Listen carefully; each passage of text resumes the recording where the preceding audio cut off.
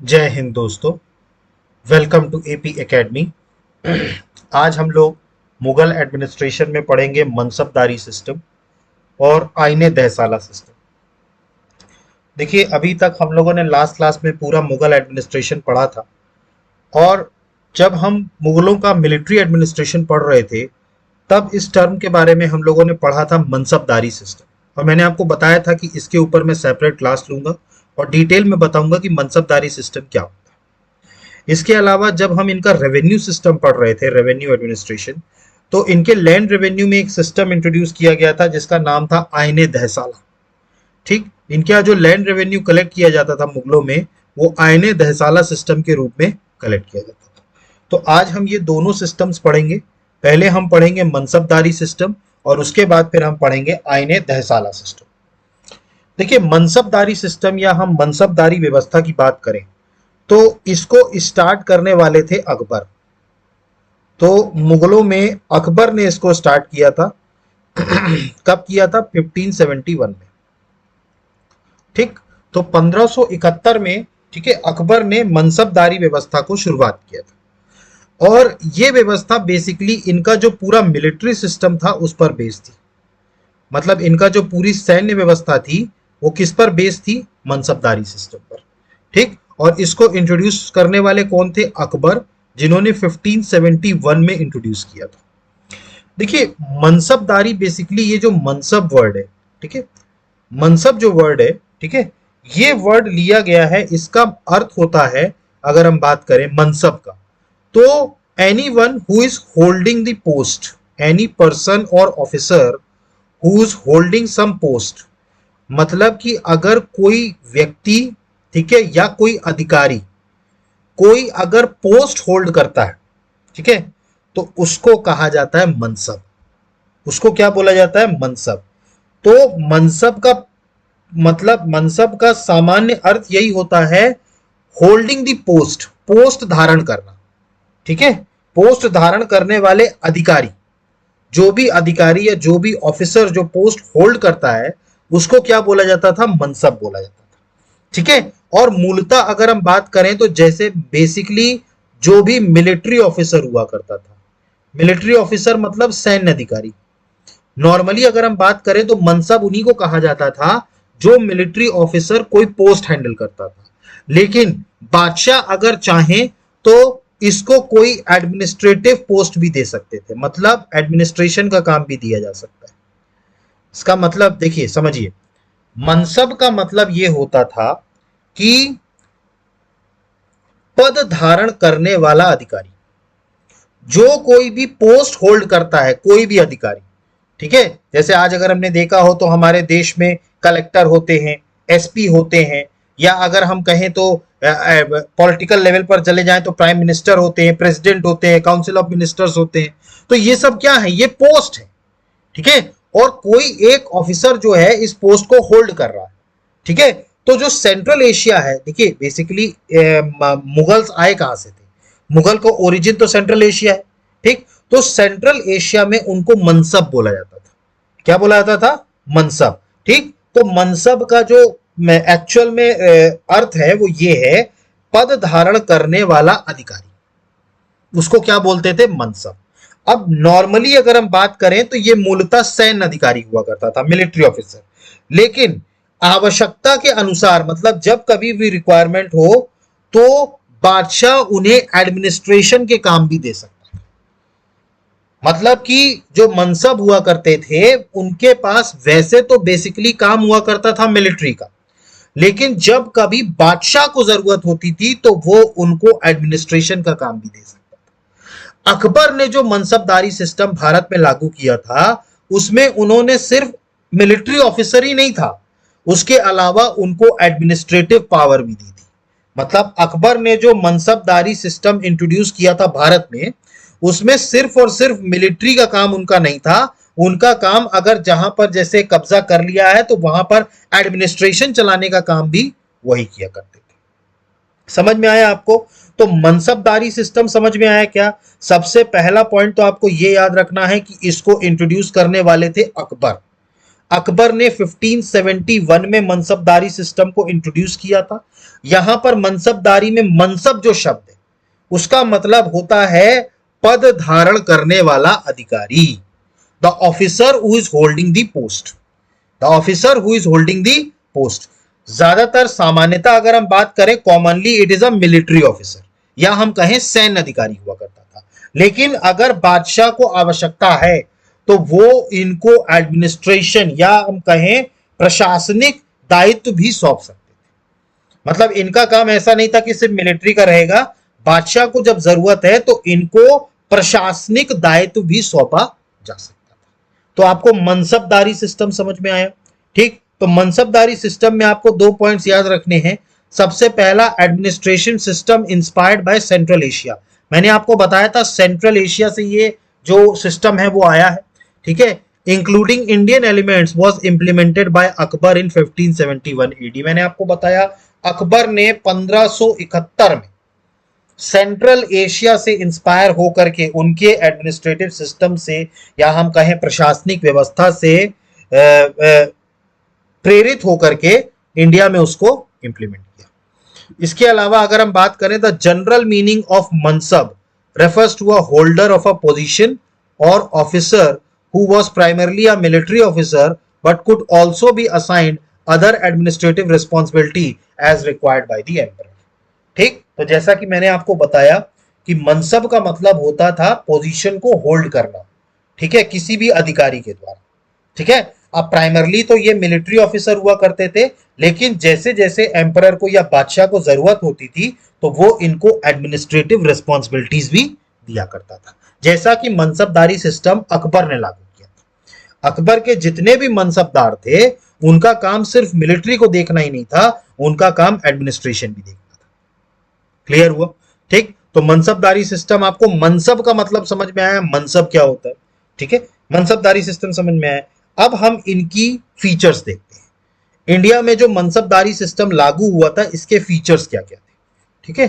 तो नेक्स्ट जो हम देखने वाले हैं, ठीक है, ठीक है, इनके फीचर्स देखने वाले हैं, ठीक। तो देखिए, सबसे पहली बात तो मैं आपको बताऊं, मनसबदारी व्यवस्था जो भारत में लागू की गई, ठीक है, इसमें बेसिकली 2 चीजें थी। मतलब कि मनसबदारियों को जो थे मनसबदारी व्यवस्था में इनको 2 पद दिए जाते थे, ठीक है। मतलब इनके में जो, मतलब एक तरीके से कहा जाए तो मनसबदारी व्यवस्था में 2 पद थे। एक तो था जात, ठीक है, जात था, ठीक है, और दूसरा था सवर। 2 चीजें हुआ करती थी, एक हुआ करता था जात और एक हुआ करता था सवर, ठीक है। और जत की अगर हम बात करें तो ये पोस्ट हुआ करती थी, मतलब इंडिविजुअल तौर पर किसी को पर्टिकुलरली कोई पोस्ट मिलती है, ठीक है, और वो पोस्ट हुआ करती थी। इसके अलावा उस अधिकारी को जो सैलरी मिलती थी इसको कहा जाता था जत। मतलब जात क्या बोला जाता था, जो पर्टिकुलर व्यक्ति है उसको पोस्ट जो मिली है, पद मिला है वो, इसके अलावा उसको सैलरी कितनी मिल रही है, ठीक है।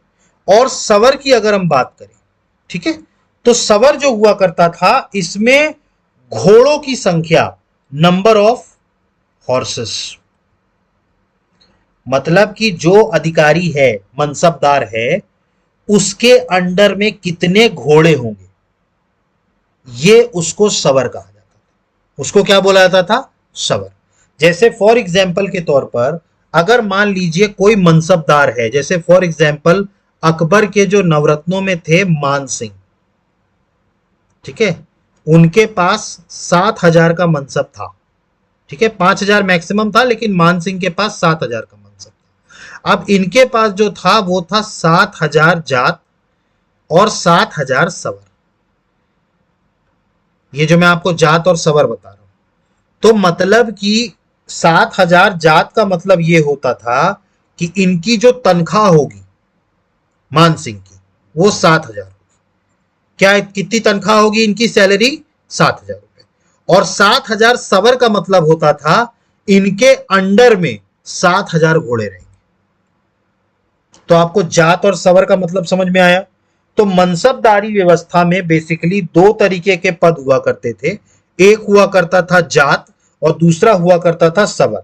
ठीक है, जात जो होता था वो इनकी सैलरी बताता था कि भाई उस मनसबदार की सैलरी कितनी है, और सवर मतलब होता था कि उनके अंडर में, ठीक है, घोड़ों की संख्या कितनी होगी, नंबर ऑफ हॉर्सेस कितने होंगे। अगर किसी को 7,000 का मनसब है, इसका मतलब 7,000 जात और 7,000 सवर अगर है, मतलब 7,000 उनकी सैलरी होगी और 7,000 क्या होंगे, नंबर ऑफ हॉर्सेस होंगे। समझ में आया आपको? ठीक,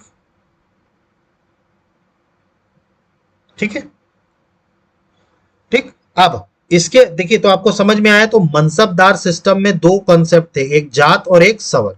ठीक है, जात हुआ करता था वो उनकी सैलरी बताता था, तनख्वाह बताता था, और जो सवर हुआ करता था वो कितने नंबर ऑफ घोड़े थे, कितने नंबर ऑफ घोड़े उनके थे उसको बताता था। अब नॉर्मली अगर हम बात करें तो इसमें कहा जाता है कि जितना ज्यादा जात हुआ करता था उतने ही ज्यादा सवर भी आपको मेंटेन करने पड़ते थे।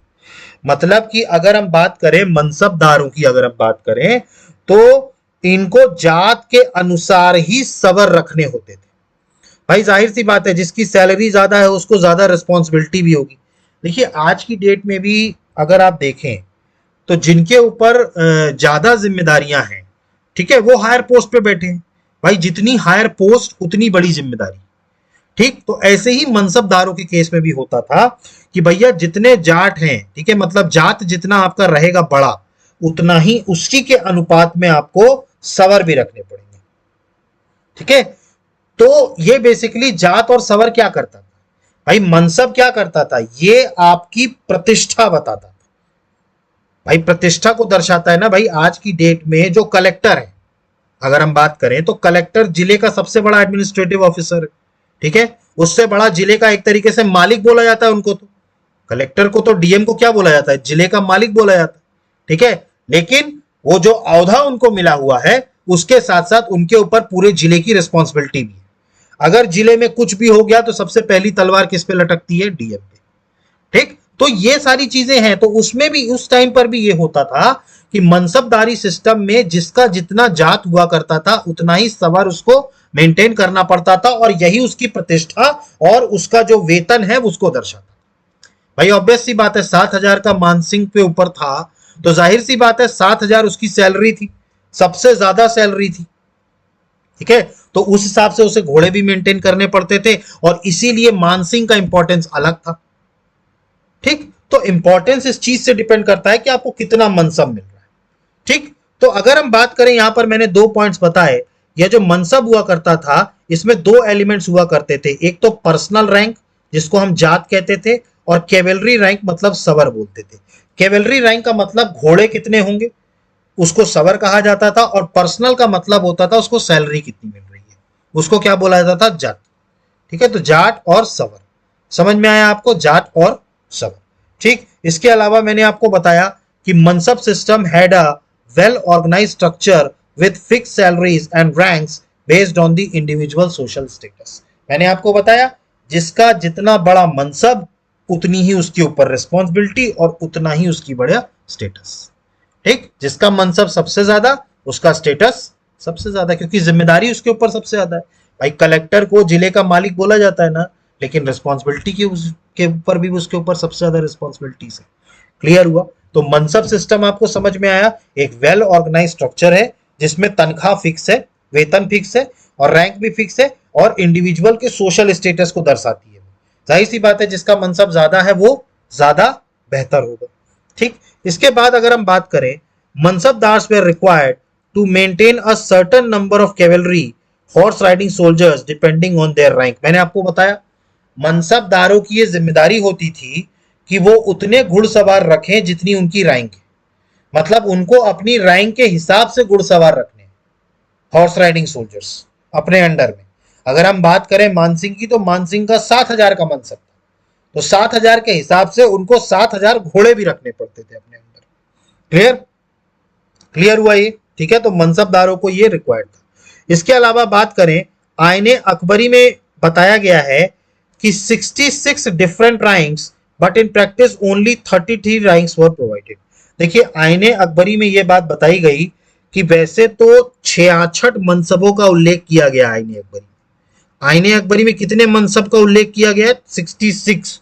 ठीक है, लेकिन 33 मनसब जो हुआ करते थे उन्हें उतना ही प्रदान किया गया था। मतलब प्रैक्टिस में बात करें तो कितना प्रदान किया गया था? 33। ठीक है, क्लियर हुआ? तो 33 ही प्रदान किया गया था, लेकिन रैंकिंग कितनी थी? 66। ठीक है, आईने अकबरी में ये चीज दी हुई है।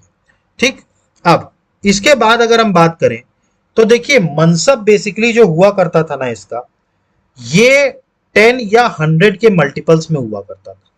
मतलब अगर हम बात करें 10 या 100 इनके मल्टीपल्स में हुआ करता था। अगर हम बात करें तो मुगलों के जो समय में जो सबसे छोटा मनसब हुआ करता था, मतलब सबसे स्मॉल मनसब जो हुआ करता था वो हुआ करता था 10। सबसे स्मॉल मनसब कितना हुआ करता था?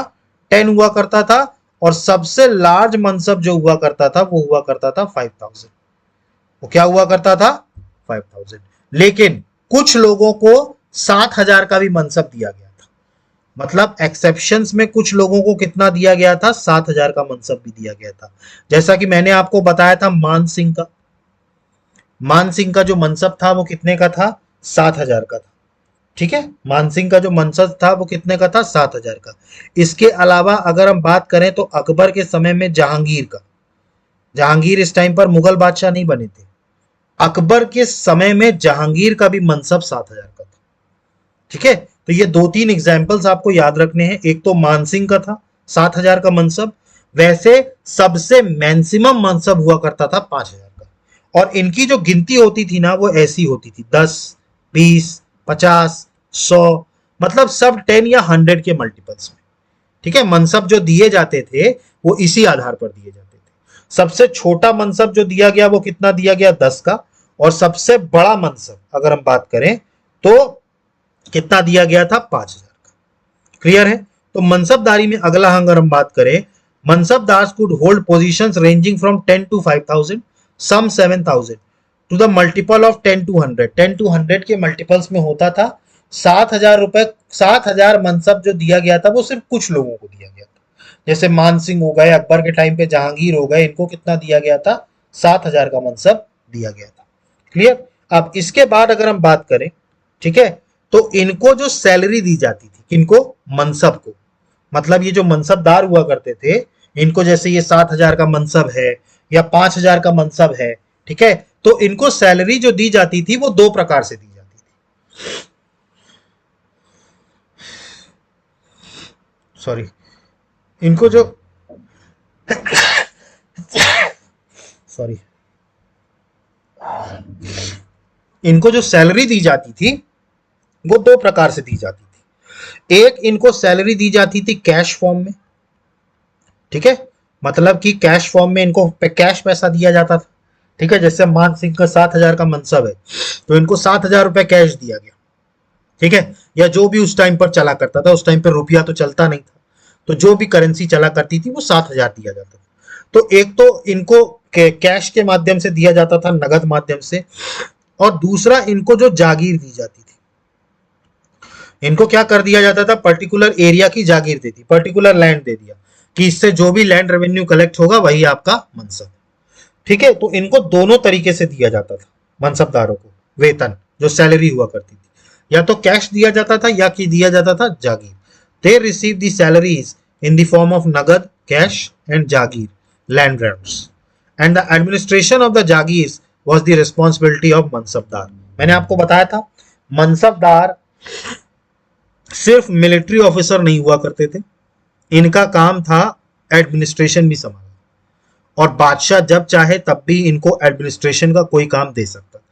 ठीक, अब जैसा कि मैंने आपको बताया कि यहां पर इनको 2 फॉर्म से सैलरीज दी जाती थी, या तो कैश फॉर्म में दिया जाता था या लैंड ग्रांट्स के थ्रू। और अगर जागीर इनको दी जाती थी तो उस जगह का पूरा एडमिनिस्ट्रेशन करने का काम भी किनका होता था? मनसबदारों का होता था। क्लियर? तो मनसबदारों के बारे में ये चीज समझ में आई आपको। इसके बाद अगर हम बात करें, they collected revenues from the jagirs, manage their own expenses and deposited the remaining amount into the royal treasury.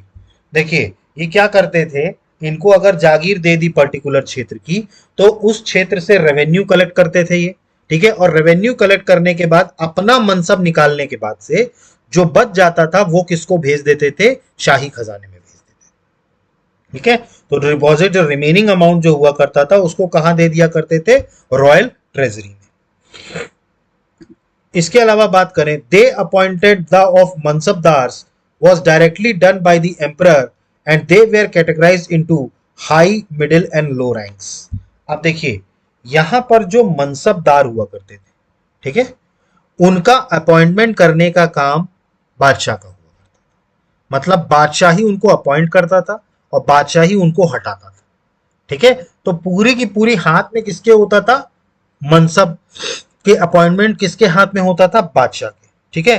अब इसमें इन्होंने इसको तीन कैटेगरी में, मतलब तीन श्रेणियों में बांटा, ठीक है। मतलब कि मनसब जो थे उनकी तीन रैंक्स हुआ करती थी, ठीक है। सबसे पहला हुआ करता था हाई मनसब, ठीक है, हाई मनसब या हाई रैंक, मतलब जिनकी हाई मनसब हुआ करती थी। फिर दूसरा जो हुआ करता था वो हुआ करता था मिडिल मनसब, और तीसरा जो हुआ करता था वो हुआ करता था लोअर मनसब।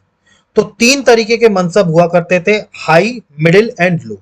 अब जैसा कि मैंने आपको बताया, ठीक है, दो चीजें हुआ करती थी मनसब में, एक तो हुआ करता था जात और एक होता था सवर। जात मतलब क्या होता था, इंडिविजुअल रैंक, या हम जो कहें कि वो उसकी सैलरी बताता था, उसकी रैंक और सैलरी बताता था कि भाई इसकी रैंक और सैलरी ये है, ठीक, जात। और सवर क्या बताता था, उसके अंडर में कितने घोड़े, उसके अंडर में कितने घोड़े, ठीक। अब अगर हम हाई की बात करें, हाई रैंक या हाई मनसब की, तो हाई मनसब उनको कहा जाता था जहां पर ये जात की संख्या सवर के बराबर होती थी।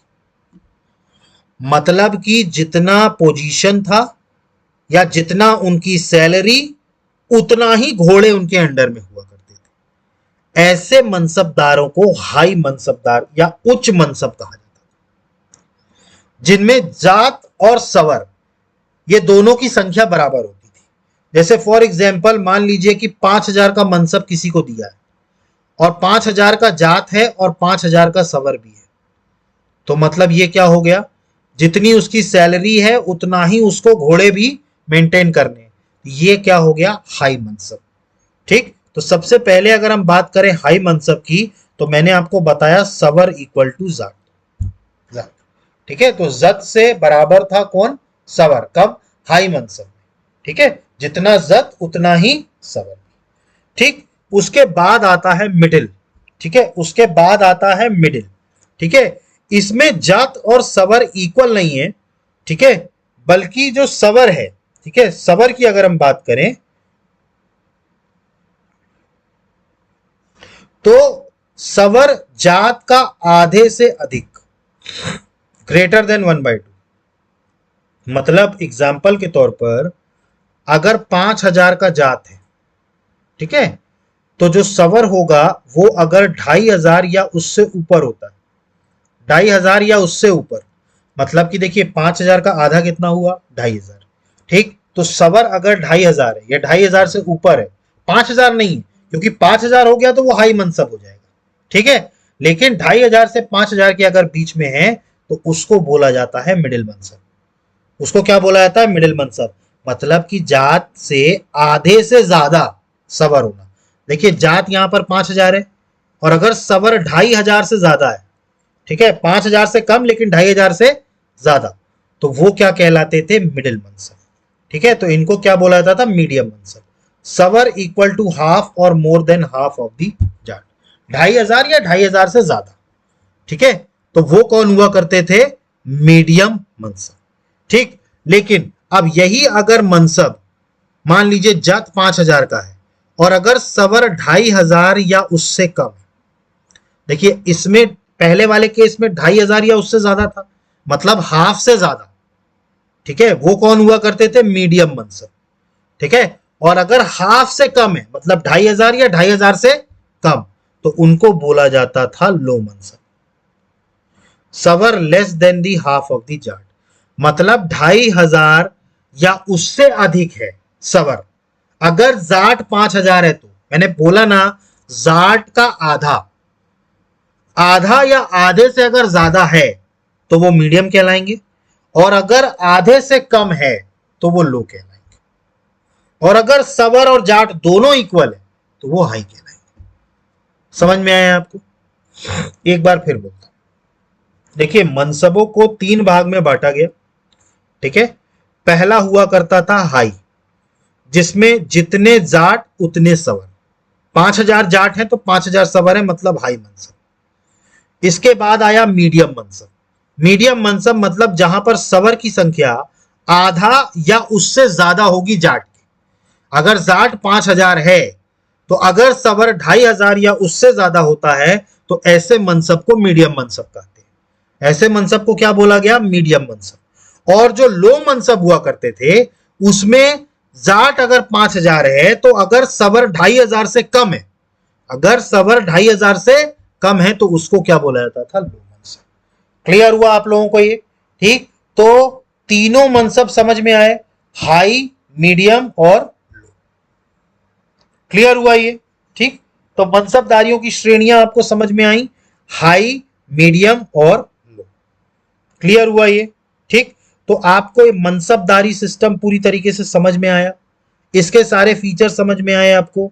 देखिए, मनसबदारी व्यवस्था में मैंने आपको बताया 2 पार्ट हुआ करते थे, जात और सवार। जात उसकी पोजीशन और सैलरी बताता था, और सवर उसके अंडर में कितने घोड़े हैं ये बताता था। इनकी संख्या 10 और 100 के मल्टीपल में हुआ करती थी। इनका सबसे छोटा मनसब हुआ करता था 10 और सबसे बड़ा हुआ करता था 5,000। लेकिन कुछ लोगों को 7,000 भी दिया गया था, एग्जाम्पल के तौर पे मान सिंह और जहांगीर को। ठीक, अब इनको जो सैलरी मिला करती थी वो नगद में या जागीर के रूप में मिलती थी। अगर इनको जागीर किसी जगह की दे दी जाती थी तो उसका एडमिनिस्ट्रेशन करने का काम भी किसका होता था? मनसबदारों का होता था। ठीक, वो क्या करते थे? उस जागीर से रेवेन्यू कलेक्ट करते थे, और जो भी अपना एक्सपेंसेस है या अपना जो वो है मनसब, उसको हटा करके जो बच जाता था वो शाही खजाने में जमा करवा देते थे। इसके अलावा मनसबदारों का अपॉइंटमेंट कौन करता था? बादशाह खुद करता था, और इसको हाई, मिडिल और लो मनसब में बांटा गया। हाई का मतलब था जहां पर जात और सवर दोनों इक्वल हो। मीडियम का मतलब होता था जहां पर सवर जाट से आधा या उससे ज्यादा हो, और लो का मतलब होता था जहां सवर जाट के हाफ से भी क्या हो? कम। ठीक, तो ये पूरा मनसबदारी सिस्टम था। ठीक, तो आपको समझ में आया मनसबदारी सिस्टम अच्छे से? ठीक, अब आपको क्लियर हो गया होगा मनसबदारी सिस्टम क्या होता है। ठीक, अब हम इसके कुछ एडवांटेजेस और डिसएडवांटेजेस देख लेते हैं कि इसकी जो एडवांटेजेस क्या क्या थे मनसबदारी सिस्टम के, और इसकी हानियां क्या क्या थी। तो अगर हम रिजल्ट्स की बात करें मनसबदारी की, ठीक है, तो एक तो पॉजिटिव रिजल्ट हुआ करता था। देखिए, पॉजिटिव रिजल्ट मतलब एडवांटेज। मनसबदारी सिस्टम जो लागू किया गया उसके पॉजिटिव्स क्या रहे और नेगेटिव्स क्या रहे। पॉजिटिव्स की अगर हम बात करें तो it form the backbone of the Mughal administration in which the military power increased. देखिए, एक तरीके से मुगल प्रशासन की रीढ़ की हड्डी बन गया था। ठीक है, जिससे सैन्य शक्ति एवं साम्राज्य का विस्तार हुआ। ठीक भाई, ऑब्वियस सी बात है, आपने मनसबदारों को जागीर दी तो आपके साम्राज्य का क्या हुआ? विस्तार हुआ। दूसरा पॉइंट अगर हम बात करें, हेल्पफुल इन एक्सपांडिंग एम्पायर। अब देखिए, अगर आपकी सेना मजबूत होती है, ठीक है, तो जाहिर सी बात है कि आपका जो साम्राज्य है वो फैलेगा। ठीक है, तो साम्राज्य को निश्चित एक तरीके से कहा जाए तो एक्सपांड होने में मदद मिली। इसके बाद अगर हम बात करें, it was possible for the empire to get fixed income. देखिए, अब देखिए, साम्राज्य को एक निश्चित आय प्राप्ति संभव हुई। निश्चित आय मिलने लगी ना भाई, उन्होंने पर्टिकुलर एक जागीर दे दी, वहां से क्या होने लगा? लैंड रेवेन्यू जनरेट होने लगा। इसके बाद बात करें, emperors effective control over the empire was established. अच्छा देखिए, बादशाह ही मनसबों को अपॉइंट करता था। ठीक, तो बादशाह का बहुत अच्छा कंट्रोल था मिलिट्री के ऊपर, क्योंकि मनसबों का अपॉइंटमेंट करने का काम कौन करता था? बादशाह करता था। और सेना किसके अंडर में काम करती थी? मनसबों के अंडर में काम करती थी। तो एम्परर का बहुत अच्छा या बादशाह का साम्राज्य पर प्रभावी नियंत्रण था, इफेक्टिव कंट्रोल था ओवर दी एम्पायर। इसके बाद बात करें, it provide helpful in establishing administrative integration in the Mughal empire. देखिए इसने क्या किया, मुगल साम्राज्य में प्रशासनिक एकीकरण स्थापित करने में सहायता करी। प्रशासनिक एकीकरण मतलब होता है सब जगह एक जैसा सिस्टम फॉलो। देखिए एडमिनिस्ट्रेशंस में अगर हम बात करें तो अगर सब जगह एक जैसा सिस्टम फॉलो होगा तभी आप सिस्टम पे ठीक से कंट्रोल कर पाएंगे। जैसे अगर फॉर एग्जांपल अगर हम बात करें आज की हमारी जो प्रशासनिक व्यवस्था है, ठीक है, तो कलेक्टर का काम मध्य प्रदेश में भी वही होगा जो उत्तर प्रदेश में होगा, या गुजरात में होगा, या वेस्ट बंगाल में होगा, या तमिलनाडु में होगा। कलेक्टर का काम वही होगा, वही जो यहां कर रहा है वो वहां करेगा। तो इसका मतलब ये होता है कि एडमिनिस्ट्रेटिव इंटीग्रेशन होना, ठीक है, प्रशासनिक एकीकरण में इसने बड़ी सहायता करी, क्योंकि मनसबदारी एक जो सिस्टम बन गया वो सभी पर लागू हुआ। भाई सभी पर लागू हुआ ना, और सभी पर एक जैसा लागू हुआ, ठीक। तो इसी कारण से इसने एक प्रशासनिक एकीकरण में भी क्या करी, मदद करी। तो ये सारे तो पॉजिटिव एस्पेक्ट थे मनसबदारी सिस्टम के। पहला था मुगल एडमिनिस्ट्रेशन को रीढ़ की हड्डी प्रोवाइड कराई, मिलिट्री पावर बढ़ाई, एक्सपांड हुआ एम्पायर, इनकम एक फिक्स आने लगी, इफेक्टिव कंट्रोल हुआ और इंटीग्रेशन भी हुआ। इसके बाद आ जाते हैं, अब इसके कुछ नेगेटिव रिजल्ट्स भी रहे। नेगेटिव इंटरेस्ट ये रहा, सबसे पहली बात तो हाईली सेंट्रलाइज सिस्टम बन गया, ठीक है। अब देखिए अगर एम्परर या बादशाह मजबूत है, ठीक है, तब तो केंद्रीकृत सिस्टम से अच्छा कुछ नहीं हो सकता। एक बात आप समझिए, एम्परर अगर, बादशाह अगर काबिल है तो सेंट्रलाइज्ड सिस्टम से बेटर कुछ नहीं हो सकता। लेकिन अगर बादशाह कमजोर निकल गया तब यही सेंट्रलाइज सिस्टम आपके लिए काल बन सकता है, जैसा होगा अभी आगे। मुगलों में औरंगजेब तक जितने भी बादशाह रहे सब बड़े पावरफुल थे, इसीलिए एडमिनिस्ट्रेशन अच्छे से चलता रहा। लेकिन जैसे ही औरंगजेब के बाद जो लेटर मुगल्स आएंगे ये कमजोर साबित हुए, और उन्हीं के टाइम पर सबसे ज्यादा मुगलों का डिसइंटीग्रेशन चालू हुआ। कोई हैदराबाद बना लेगा, कोई बंगाल में अपना सेपरेट वो बना लेगा। अभी हम आगे देखेंगे लेटर मुगल्स में कि किस तरीके से पूरा मुगल एम्पायर छोटे छोटे एम्पायर्स में टूट गया था, कारण एम्परर का वीक होना। तो हाईली सेंट्रलाइज सिस्टम कब फेल कर जाता है, when the emperor was disqualified due to highly centralized agencies, ठीक। अब देखो सारा केंद्रीकरण उनके हाथ में, अब एम्परर जो बादशाह है वो उस काबिल है नहीं डिसीजन लेने की, तो दिक्कत आती है। इसके बाद अगला बात करें, corruption due to lack of certainty in the rates of revenue. देखिए अब इसमें क्या हो रहा था, भ्रष्टाचार भी बढ़ रहा था, ठीक है, क्योंकि राजस्व की दर कितनी होगी, ठीक है, या कितना रेट उसको लेना है रेवेन्यू के रूप में, ठीक है, ये ना बादशाह को क्लियर होता था ना सवर को क्लियर होता था, ठीक, कोई निश्चित नहीं था, ठीक। इसीलिए देखिए इसी करप्शन को रोकने के लिए ही अकबर ने आईने दहसाला सिस्टम लागू किया था रेवेन्यू के लिए। देखिए हर चीज के कुछ ना कुछ प्रबंधन होते हैं, कुप्रबंधन, जिसके कारण उसमें मॉडिफिकेशन करना होता है। तो ये जो करप्शन हो रहा था मनसबदारी सिस्टम में, क्योंकि किसी को पता ही नहीं था, भाई राजा को ही नहीं पता, बादशाह को ही नहीं पता कितना रेवेन्यू जनरेट होना है, पता नहीं मनसब कितना दे रहा है, कितना खुर रख रहा है, तो करप्शन बहुत ज्यादा था इसमें मनसबदारी सिस्टम। इसके अलावा अगर हम बात करें weakness in the army, because the army of mansabdars was loyal to them and not to the emperor. अच्छा देखिए आर्मियों की भी, एक सेना की भी कमजोरी हो गई थी। देखिए मनसबदारों के अंडर में अगर आपने सेना रख दी तो हो क्या रहा था, सेना जो थी वो तो देखिए मनसबदारों से तो बादशाह कनेक्ट था, लेकिन सेना किससे कनेक्ट थी, सेना किससे कनेक्ट थी, वो तो मनसबों से कनेक्ट थी, वो तो मनसबदारों से थी, वो मनसबदारों को अपना मानती थी, क्योंकि सैलरी देना, उनका पूरा एडमिनिस्ट्रेशन करना, वो काम वो करते थे। तो बादशाह से क्या हो गई, सेना की दूरी बनती गई, जिससे आपका केंद्रीय बल जो हो गया वो कमजोर हो गया। क्योंकि देखिए जब तक एम्परर या बादशाह नहीं होता ना तब तक वो सेना मजबूत नहीं होती। जैसे कहते हैं ना, एक अच्छी टीम के लिए एक कुशल नेतृत्व या एक अच्छा लीडर होना बहुत जरूरी है। अगर लीडर नहीं होगा तो वो टीम डिसइंटीग्रेट हो जाएगी। यही यहां हो रहा था। भाई आपने मनसबदारों के हाथ में छोड़ दिया। आप देखिए सब मनसबदार अच्छे नहीं है ना भाई, सब मनसबदार इतने केपेबल भी नहीं है। ठीक, अब आपने आर्मी उनके हाथ में छोड़ दी, अब वो आर्मी को अपने हिसाब से चला रहे, जिसके कारण आर्मी क्या हो रही है, उनके प्रति वफादार हो रही है बादशाह के कंपैरिजन में। क्लियर हो? तो ये इसका एक नेगेटिव एस्पेक्ट था। इसके अलावा बात करें, the capabilities of mansabdars were negatively affected by the dual administrative responsibilities of revenue and military which created operational inefficiency. अब देखिए दोहरा दायित्व दे दिया गया। अब भैया सिर्फ अगर वो मिलिट्री संभाल रहे होते तब तो ठीक था, लेकिन अब आपने उनको एडमिनिस्ट्रेशन भी दे दिया। भाई आज अगर आप बात करें तो अपने जिले में अगर हम बात करें, पर्टिकुलरली अपने डिस्ट्रिक्ट में, तो एडमिनिस्ट्रेशन का काम अलग है और मिलिट्री का काम अलग संभाल रहा है। भाई जो एडमिनिस्ट्रेटिव ऑफिसर होता है वो डीएम या कलेक्टर है, लेकिन अगर हम मिलिट्री या इंटरनल सिक्योरिटी की बात करें तो उसके लिए पुलिस डिपार्टमेंट है, एसपी है। क्यों बनाया गया है ये अलग अलग? भाई दोनों रिस्पॉन्सिबिलिटी एक को ही दे दें तो वो क्या करेगा, ऑपरेशनली आपको इनएफिशिएंट करेगा। ठीक, इसीलिए आज देखिए आप एडमिनिस्ट्रेशन के मामले में डिपार्टमेंट अलग है और पुलिस डिपार्टमेंट अलग है।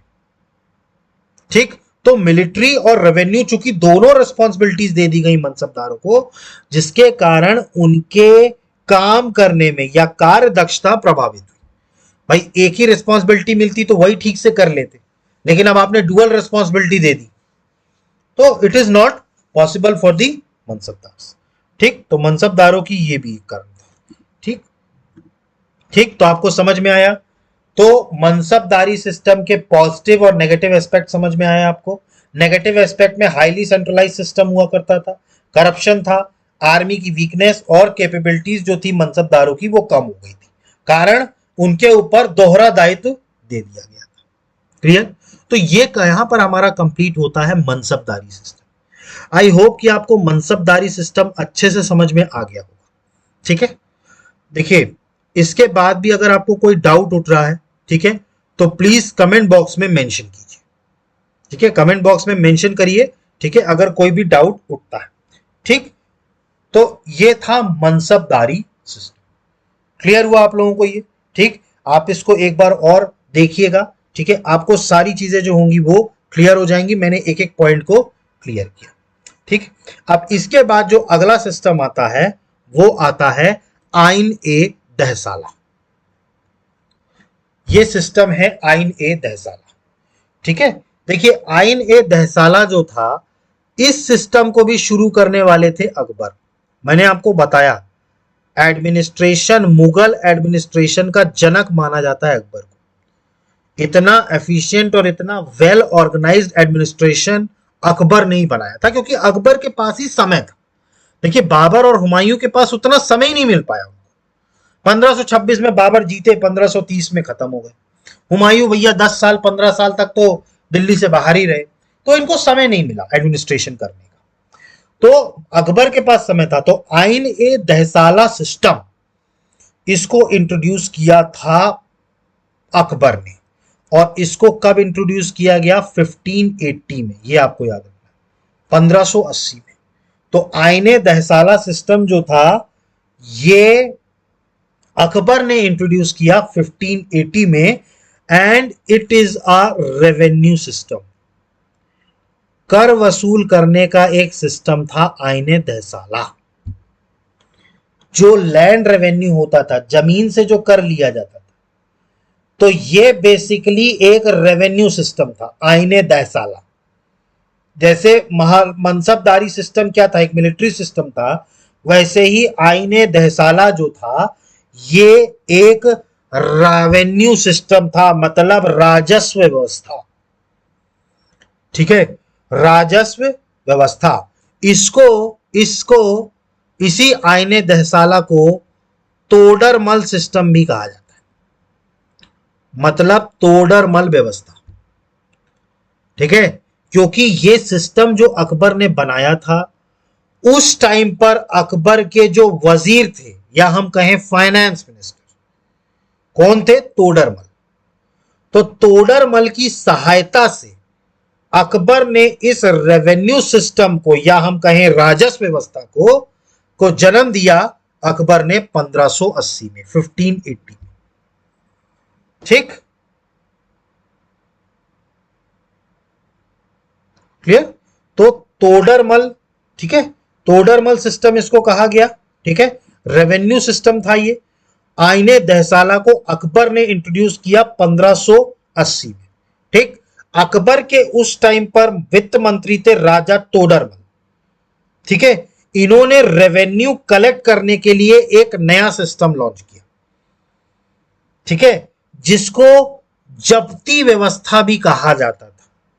इसको जब्ती सिस्टम या दहसाला सिस्टम भी कहा गया। ठीक है, इसको क्या कहा गया? जब्ती सिस्टम या दहसाला सिस्टम। ठीक है, और ये किसकी मदद से लाया गया था अकबर के द्वारा? तोडरमल की मदद से। ठीक है, मैंने आपको बताया ये व्यवस्था जो थी, ठीक है, किसके द्वारा लागू की गई? अकबर के द्वारा। ठीक है, अब इसमें क्या किया करते थे आईने दहसाला में? ठीक है, अगर हम सिंपल भाषा में बात करें तो पिछले 10 साल का, मतलब जैसे पर्टिकुलरली कोई एक जमीन का टुकड़ा है, ठीक है, अब यहां से कितना रेवेन्यू हम लेंगे ये कैसे तय होगा? ये कैसे तय होगा? इसके लिए देखिए, सबसे बड़ा अगर हम कहें टैक्स के मामले में तो सबसे बड़ा जो सिस्टम था वो था लैंड रेवेन्यू। मतलब कि जमीनी कर से जो वसूल किया जाता था ये सबसे अधिक मात्रा में था कर। इससे अधिक मात्रा में और कोई कर कलेक्ट नहीं होता था, रेवेन्यू। अब रेवेन्यू को अगर सुदृढ़ बनाना था तो इन्होंने क्या किया? 10 साल का, जैसे पर्टिकुलरली मान लीजिए ये कोई जमीन का टुकड़ा है, ठीक है, अब इस जमीन के टुकड़े पे इनको तय करना है कि भैया हम यहां से कितना रेवेन्यू लेंगे साल भर में, साल भर में हम कितना रेवेन्यू इस जगह से लेंगे। तो इन्होंने जो सिस्टम अपनाया उसमें यह था कि इसमें इस जमीन के टुकड़े में पिछले 10 सालों में, पिछले 10 सालों में आप निकालिए कि कितनी फसल हुई है। मतलब हर साल इसमें कितनी फसल होती थी, इसका पिछले 10 साल का वो निकाला गया। ठीक है, तो मतलब कि पिछले 10 साल में इस जमीन पर जितनी भी फसल का उत्पादन हुआ वो डाटा निकाला गया पिछले 10 साल का, और उसी 10 साल का एवरेज किया गया। मतलब इस जमीन से 10 साल में जितना भी फसल का उत्पादन हुआ उसका पहले डेटा निकाला गया, उसके बाद फिर उसका एवरेज किया गया 10 साल का, और जो भी वैल्यू इसकी आई, जो भी वैल्यू आई, उसका 1/3 टैक्स लगाया जाता था।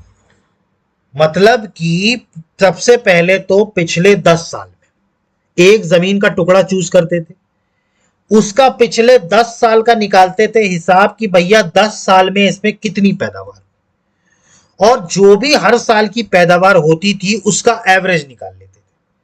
तो एवरेज मतलब एक मिड वैल्यू आ गई।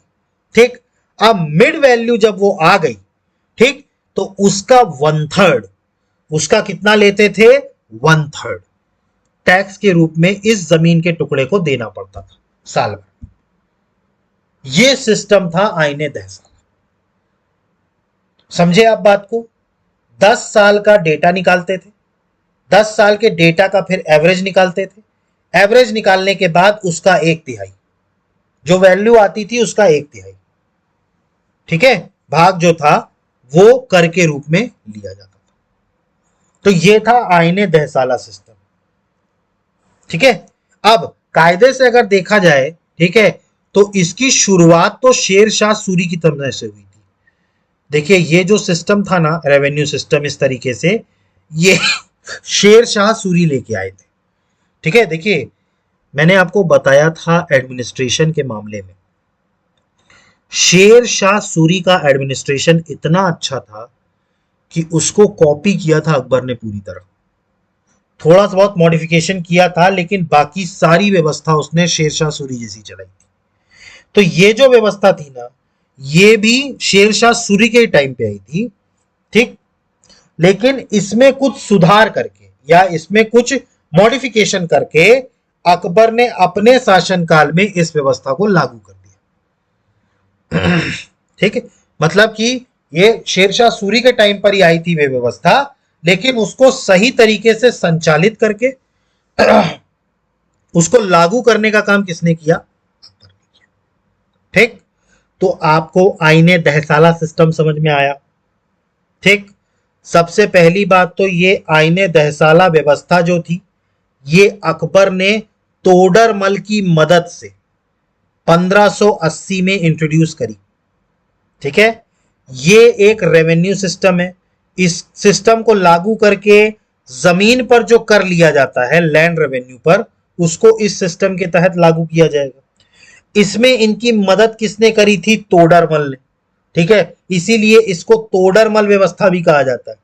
इसके अलावा इसको जप्ती व्यवस्था या दहसाला व्यवस्था भी कहा जाता है, ये मैंने आपको बताया। ठीक, इसके बाद मैंने आपको बताया कि ये व्यवस्था में पिछले 10 साल का वैल्यू निकालते थे, फिर उस 10 साल का एवरेज निकाल के उसका 1/3 उतना कर लिया जाता था। और इसकी शुरुआत शेरशाह सूरी ने करी थी, लेकिन कुछ मॉडिफिकेशन करके इसको इंप्लीमेंट किसने किया? अकबर ने किया। यहां तक आपको समझ में आया?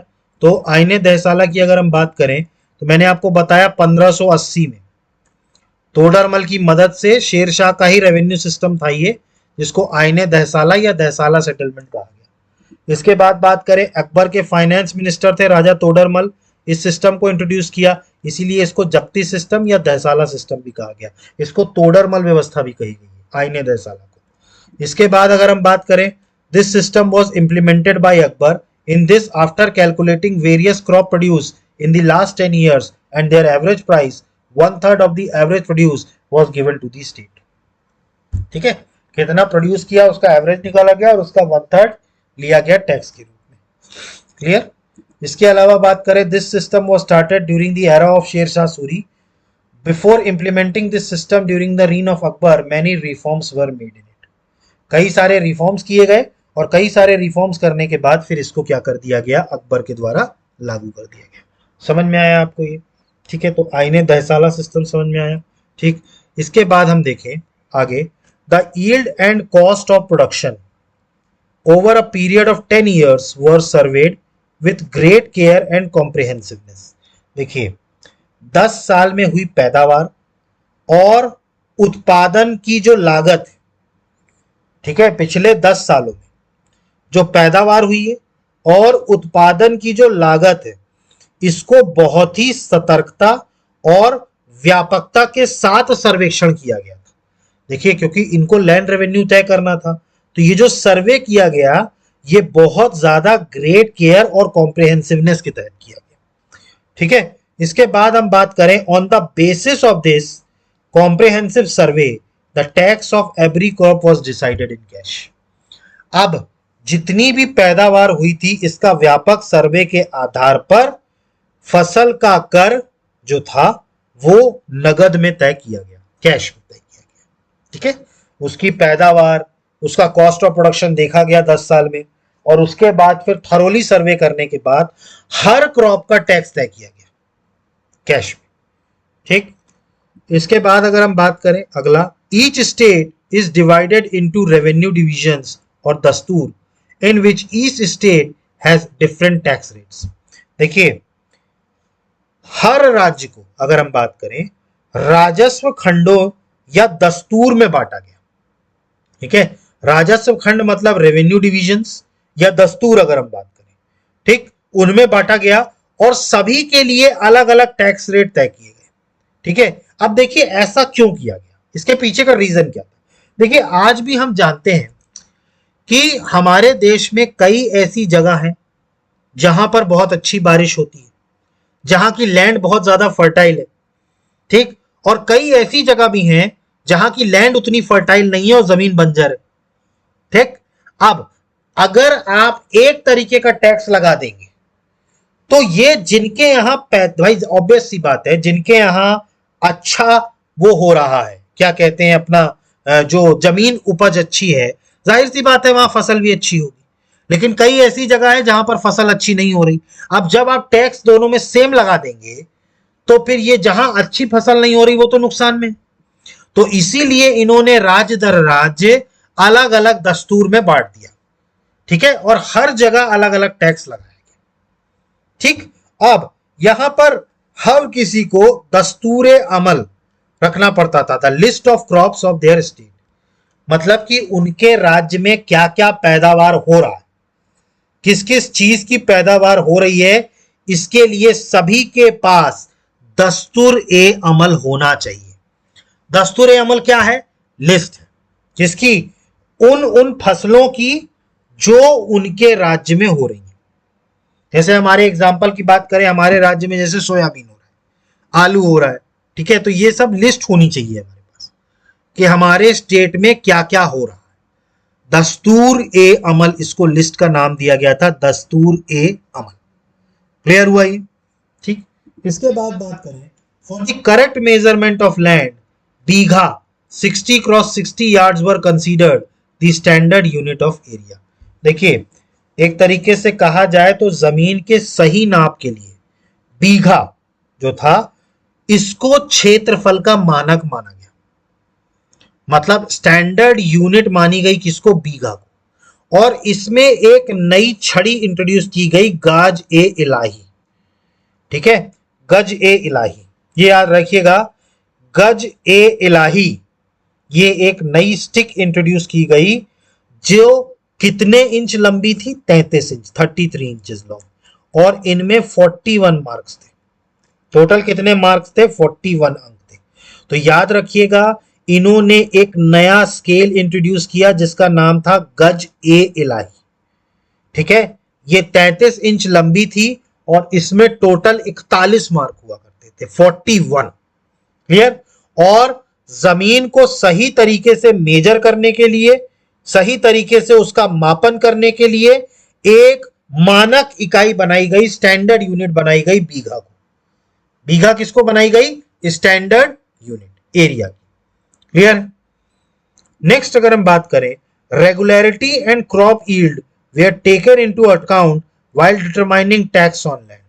देखिए, एक तो सबसे पहली बात तो जमीन का निर्धारण, ठीक है, टैक्स का निर्धारण इस बात पर होता था कि उसमें नियमित और फसल की पैदावार को ध्यान में रखकर किया जाता था। ठीक है, मतलब रेगुलरिटी और क्रॉप यील्ड, मतलब पैदावार कितनी हो रही है, उसके एवरेज में उसके ऊपर टैक्स कलेक्ट किया जाता था। उसके एवरेज में क्या किया जाता था? उसके ऊपर टैक्स कलेक्ट किया जाता था। अब इसमें इन्होंने पर्टिकुलर जमीन को 4 श्रेणियों में बांटा हुआ था। ये आपको ध्यान से समझना होगा, इसको बहुत ध्यान से समझिएगा। जमीन को जो था वो कितनी श्रेणियों में बांटा हुआ था? 4 श्रेणियों में बांटा हुआ था। पहला था पोलाज, जिसको पोलाज लैंड कहते थे। दूसरा था परती, तीसरा था छच्चर और चौथा था बंजर। ठीक, तो ये 4 भाग में बांटा हुआ था, पोलाज, परती, छाछर और बंजर। ठीक, अब पोलाज किसको कहा जाता था? मतलब पोलाज लैंड किसको बोला जाता था? सबसे पहले हम एक एक करके समझेंगे। देखिए, पोलाज लैंड उस लैंड को बोला जाता था जहां पर जो पैदावार होती थी वो कंटिन्यूअस होती थी। कंटिन्यूअस का मतलब होता है जैसे इस साल अगर पैदावार हुई है तो अगले साल भी पैदावार होगी, फिर उसके अगले साल भी पैदावार होगी, फिर उसके अगले साल भी पैदावार होगी, मतलब हर साल पैदावार होगी। मतलब यहां पर जो पैदावार या क्रॉप यील्ड होगा वो कंटिन्यू होगा। तो ऐसे लैंड को बोला जाता था पोलाज लैंड। ऐसे लैंड को क्या बोला जाता था? पोलाज लैंड। तो आपको पोलाज लैंड याद रखना है, lands which yield crops continuously were called polaj. मतलब जहां पर हर सीजन में फसल पैदा हो रही है, मतलब फसल का जो पैदावार है वो कंटिन्यूअस है या निरंतर है, इसको बोला जाता था पोलाज लैंड। इसको क्या बोला जाता था? पोलाज लैंड। ठीक है, तो पोलाज लैंड समझ में आया आपको? ठीक, इसके बाद जो अगला होता था वो होता था परती लैंड। परती लैंड। अब ये परती जमीन कौन हुआ करता था? देखिए परती जमीन उसको कहा जाता था जिसमें अगर इस साल फसल हो गई तो अगले साल फसल नहीं होगी, उसके अगले साल फसल होगी, मतलब एक साल का गैप होता। समझे आप? देखिए पोलाज में तो कंटिन्यूअसली हो रही थी, इस साल भी, अगले साल भी, उसके अगले साल भी। लेकिन अगर आप बात करेंगे परती की, तो परती ऐसी लैंड हुआ करती थी जिसमें एक साल फसल हो गई, अब अगले साल नहीं हुई, फिर उसके अगले साल हो गई, फिर अगले साल नहीं हुई, फिर अगले साल हो गई, ऑल्टरनेट डेज। मतलब बीच में थोड़ा थोड़ा सा क्या हुआ करता था, गैप हुआ करता था। तो इस लैंड को बोलते थे परती लैंड। ठीक, तो परती लैंड किसको बोलते थे? The lands which have been left vacant for the last 1 year, that is parati, was also reclaimed so that the farming could start again soon। मतलब कि जैसे इस साल पैदावार हो गई, ठीक है, अब अगले साल क्या होगी, उसमें पैदावार नहीं होगी, फिर उसके अगले साल होगी, बीच में गैप हुआ एक साल का, तो इसको लैंड को बोलते थे परती लैंड। पोलाज में कंटिन्यूअस था, पोलाज में क्या था, कंटिन्यूअस था। इसके बाद अगला जो लैंड हुआ करता था वो हुआ करता था छच्चर लैंड। इसमें 3 से 4 साल का गैप हुआ करता था बीच में, बस फर्क इतना है। इसमें किसका गैप हुआ करता था, 3 से 4 साल का, मतलब कि इस साल फसल हो गई, फिर 3 से 4 साल फसल नहीं होगी। ठीक है, तो इसको बोलते थे छच्चर लैंड। ठीक है, इसको क्या बोलते थे, छच्चर इकाई, जहां पर 3 से 4 साल, ठीक है, जहां पर 3 से 4 साल, ठीक, तो उनको क्या बोलते थे, छच्चर। देखिए एक साल का हो तो परती, 2 साल, 3 साल या 4 साल का हो तो छच्चर, और अगर कहीं 5 साल से ज्यादा हो गया तो उसको बोलते थे बंजर। अगर कहीं पर पंचवर्षीय योजना है, जैसे चुनाव होता है, एक बार हो गया, 5 साल बाद होगा, तो यहां पर भी क्या होता था, बंजर जमीन किसको कहा जाता था कि भैया आप इसमें इस साल फसल हो गई या 5 साल बाद, तो उसको क्या बोलते थे, बंजर लैंड। उसको क्या बोलते थे, बंजर लैंड। ठीक है, तो अगर निरंतर हो रहा है तो पोलाज, एक साल के गैप में हो रहा है तो परती, 2 साल, 3 साल, 4 साल के गैप में हो रहा है तो छच्चर, और अगर 5 साल से ऊपर के गैप में हो रहा है तो बंजर। ठीक, तो जो आखिरी हुआ करता था श्रेणी, वो हुआ करती थी बंजर। ठीक है, to make this land suitable for provision, full tax was imposed on this land only for 5 years had passed since the cultivation started on it। ठीक है, मतलब ये हुआ करता था 5 वर्षीय। क्लियर, ये चीज क्लियर हुई आपको? तो चारों तरीके के लैंड क्लियर हुए आप लोगों को। ठीक है, कौन कौन से लैंड हुआ करते थे? ठीक है, तो आपको याद रखना है, 4 श्रेणी थी, पोलाज, परती, चाचर और बंजर।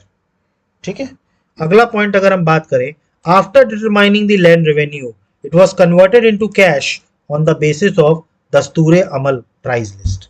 देखिए जब एक बार लैंड रेवेन्यू डिसाइड हो गया, ठीक है, राजस्व निर्धारण कर लिया गया, उसके बाद फिर उनको नगद में तब्दील कर दिया जाता था, और दस्तूरे अमल के हिसाब से जो है उसको कैश में कन्वर्ट कर दिया जाता था। इसके बाद करें, dasture amal was prepared at the regional and dastur rural unit level so that food crops could be taken care of।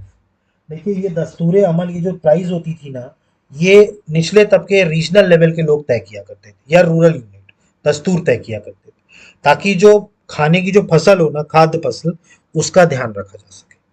ठीक, इसके बाद बात करें, to smoothly implement the administrative system the entire empire was divided into several divisions, dasturs and parganas, sub districts, on the basis of their equal productivity. देखिए इसको सही तरीके से एडमिनिस्ट्रेटिव सिस्टम को इंप्लीमेंट करने के लिए पूरे एम्पायर को सब डिविजन्स में बांट दिया गया था, जिसको दस्तूर कहते थे। ठीक है, और परगना, सब डिस्ट्रिक्ट्स, किसके बेसिस पर, उनकी प्रोडक्टिविटी के बेसिस पर। ठीक, इसके बाद बात करें, it was the responsibility of the administration to provide dasture amal list up to the tehsil level so that this land list of land revenue payment could be implemented there. अच्छा, ये तहसील लेवल तक लिस्ट पहुंचाने की जिम्मेदारी किसकी होती थी, एडमिनिस्ट्रेशन की, दस्तूरे अमल पहुंचाए। ठीक है, क्योंकि उसी हिसाब से क्या होगा, भुगतान होगा। ठीक है, इसके अलावा बात करें, after this every farmer received a पट्टा एंड काबुलियत एग्रीमेंट टू पे टैक्स। अच्छा, इसी आधार पर फिर हर किसान को क्या दिया जाता था, पट्टा या कबूलियत। ठीक है, जिसमें एक कर समझौते का, कर भुगतान का समझौता हुआ करता था कि भाई आपको इतना कर साल भर में देना। क्लियर हुआ? ठीक, तो आईने दहसाला समझ में आए आपको? ठीक, इसके बाद अगर हम बात करें, तो इसके फीचर्स क्या क्या थे तो मैंने आपको बताया था। लैंड को 4 पार्ट में डिवाइड किया गया और फिर मेजर किया गया। उसके बाद 1/3 रेवेन्यू जनरेट किया जाता था, एवरेज निकाला जाता था 10 साल के प्रोडक्शन का। इसके बाद कलेक्शन जो होता था वो कैश और ग्रेन्स दोनों से होता था। इसके लिए कई सारे ऑफिसर अपॉइंट किए थे इन्होंने, आमिल, करोदी, पटवारी, ये सारे ऑफिसर्स के बारे में मैंने एडमिनिस्ट्रेशन में आपको पढ़ाया था। इसके बाद बात करें द सिस्टम ऑफ पट्टा एंड काबुलियत ऑल्सो कंटिन्यूड, ये सिस्टम भी चालू हो गया था। इसके बाद बात करें तो जब्ती और दहसाला सिस्टम के मेन फीचर्स क्या थे, by leading historians are, under this system measurement of land was necessary. भाई जमीन का जब तक मापन नहीं करेंगे तब तक कैसे आप तय करेंगे कि उसका रेट क्या होगा। इसके बाद बात करें fixed cash revenue rate for each crop called as दस्तूर, मैंने आपको बताया एक प्राइस लिस्ट तैयार की जाएगी। ठीक, एक प्राइस लिस्ट तैयार की जाएगी जिसको क्या कहा जाता था, मैंने आपको पढ़ाया था प्राइस लिस्ट को क्या कहा जाता था, दस्तूर ए अमल। ठीक है, तो सबकी प्राइस लिस्ट तैयार की गई। इसके बाद बात करें entire revenue is collected in cash only, तो पूरा जो रेवेन्यू था वो किस में कलेक्ट किया जाता था, नगद में वसूल किया जाता था। क्लियर। इसके बाद अपन बात करें अगला, तो अकॉर्डिंग टू द हिस्टोरियंस, ठीक है, due to fixed and permanent revenue system uncertainty and atrocities in revenue demand also ended, almost ended. देखो अब क्या हो गया था कि एक तरीके से कहा जाए ना कि अब फिक्स और परमानेंट हो गया था ना रेवेन्यू सिस्टम, तो अनसर्टेनिटी नहीं थी कि भैया इतना फिक्स कर दिया अब इतना ही आना है रेवेन्यू। ठीक है, तो उसमें क्या थी, अनसर्टेनिटी नहीं थी। फिर इसके बाद बात करें, lands were also rechecked and identified through measurements, measurement करके लैंड को रीचेक किया जाता था, आइडेंटिफाई किया गया। इसके बाद बात करें, ड्यू टू फिक्स दस्तूर local officials did not get an opportunity to act arbitrary. अच्छा देखिए, चूंकि सारे रेट फिक्स कर दिए गए थे तो अब जो बिचौलिए हुआ करते थे ना, जो लोकल ऑफिशियल्स हुआ करते थे, वो अपनी अपॉर्चुनिटी उनको नहीं रहती थी कि वो कोई भ्रष्टाचार कर सके। ठीक है, इसके बाद बात करें अब इसकी लिमिटेशंस क्या थी। ठीक है, अगर हम बात करें तो इनकी लिमिटेशंस क्या क्या थी आईने दहसाला की। सबसे पहला था टैक्स पर बीघा was called as jabitana, which was spent on the maintenance of the measurement, which made this system very expensive. अच्छा देखिए, क्योंकि लैंड को मेजरमेंट करने में बहुत ज्यादा मेंटेनेंस लगता था, तो जो भी टैक्स कलेक्ट होता था जिसको जबीताना कहते थे वो खर्च में यूज हो जाता था, तो इसीलिए ये सिस्टम क्या था, काफी ज्यादा एक्सपेंसिव था। इसके बाद बात करें, in this officials misuse their power and use to do corruption in the measurement of land. अच्छा देखिए, आप प्राइस में तो करप्शन कर नहीं सकते थे, लेकिन प्राइस से पहले लैंड को मेजर किया जाता था, तो लैंड को मेजर करने में तो करप्शन कर सकते थे। ठीक है, तो ऑफिशियल्स ने उसके तहत अब मिसयूज करना पावर का शुरू कर दिया था। इसके अलावा बात करें, it was not use when the productive capacity of the land reduced. अब ये तब यूज नहीं हो पाता था जब प्रोडक्टिव कैपेसिटी लैंड की कम हो जाए, जमीन की क्षमता कम हो जाए, तो उस टाइम पर ये उपयोग नहीं हो सकता था। इसके अलावा बात करें, if the crop was not as expected the farmer had to bear the entire loss. अच्छा, अब अगर फसल उम्मीद के मुताबिक नहीं होती थी तो सारा का सारा जो उत्पादन जो वो था, नुकसान था, वो किसानों को उठाना पड़ता था। ये सब मैं इनकी लिमिटेशंस बता रहा हूं। इसके बाद बात करें, according to Abul Fazal, if the farmers could not pay the जब्ती then 1/3 of his crop was taken as revenue. देखिए, अबुल फजल के मुताबिक यदि किसान जब्ती नहीं दे पाता था तो उसकी फसल का 1/3 भाग राजस्व के तौर पर ले लिया जाता था। मतलब जैसे मान लीजिए कि वो उतना अमाउंट नहीं दे पाया तो उसकी क्या करते थे, उसकी फसल उठा ले जाते थे, कितनी, 1/3। क्लियर, क्लियर हुआ आप लोगों को। ठीक, अब देखिए इनका एरिया क्या क्या था, कहां कहां पर आईने दहसाला फैलाया गया था। तो this system was applicable only in the major states of Akbar's empire like Multan, Delhi, Allahabad, Awadh, Agra and Lahore. तो ये सिस्टम जो था ये वहीं पर लागू किया गया था मेजर स्टेट्स में अकबर के, मुल्तान है, दिल्ली है, इलाहाबाद, अवध, आगरा, लाहौर। इसके बाद बात करें, this system was implemented only in those state in which the Mughal administration could conduct surveys and keep their records. For this the reason this system was not implemented in Gujarat and Bengal. ठीक है, देखिए ये व्यवस्था वही लागू हो सकती थी उन्हीं राज्यों में जहां पर मुगल एडमिनिस्ट्रेशन क्या कर सके, सर्वेक्षण कर सकता था या उनका रिकॉर्ड रख सकता था। इसीलिए गुजरात और बंगाल में, क्योंकि वहां पर मुगल एडमिनिस्ट्रेशन ठीक से काम नहीं कर पा रहा था, इसी कारण से वहां पर यह चीज इंप्लीमेंट नहीं हो पाई। ठीक, अब इसके बाद जो आता है वो आता है इसके पॉजिटिव इफेक्ट्स। इफेक्ट्स पॉजिटिव क्या रहा? The receipt of fixed and permanent revenue to the sultan, बादशाह कहिए, सुल्तान नहीं, बादशाह। ठीक है। The abolition of intermediaries, intermediaries खत्म हो गए, fix permanent and revenue generate हो गया। इसके अलावा नेगेटिव बात करें, corruption by officials, high revenue rates, limited area. ठीक है। इसके बाद बात करें, it was the advance revenue system which played an important role in the revenue of Mughal period. ये एक एडवांस रेवेन्यू सिस्टम था जिसने बहुत इंपॉर्टेंट रोल प्ले किया रेवेन्यू में मुगल काल के। ठीक, तो यहाँ पर आकर के हमारा जो है दोनों सिस्टम कंप्लीट होते हैं। मनसबदारी सिस्टम आज हमने पढ़ा और आईने दहसाला सिस्टम। ठीक है। यहां से आकर के अब हमारा मुगल एडमिनिस्ट्रेशन या हम कहें मुगल की प्रशासनिक व्यवस्था पूरी तरीके से कंप्लीट हो गई। ठीक, आई होप ये आपको सारी चीजें समझ में आ गई होंगी। अगर इसके बाद भी आपको कोई डाउट उठ रहा है तो प्लीज कमेंट बॉक्स में मेंशन कीजिए। ठीक, देखिए नोट्स का ऐसा है, नोट्स का मैंने आपको बार बार बताया है कि मैं जो जो डिस्क्रिप्शन बॉक्स में जो नोट्स दे रहा हूँ, ठीक है, उसमें प्रीवियस वीडियोस के नोट्स डले हैं ताकि सीक्वेंस में आपको नोट्स मिल सके। वहां से आप कॉपी कर सकते हैं, ठीक है, और उसका पीडीएफ बना करके आप निकाल सकते हैं।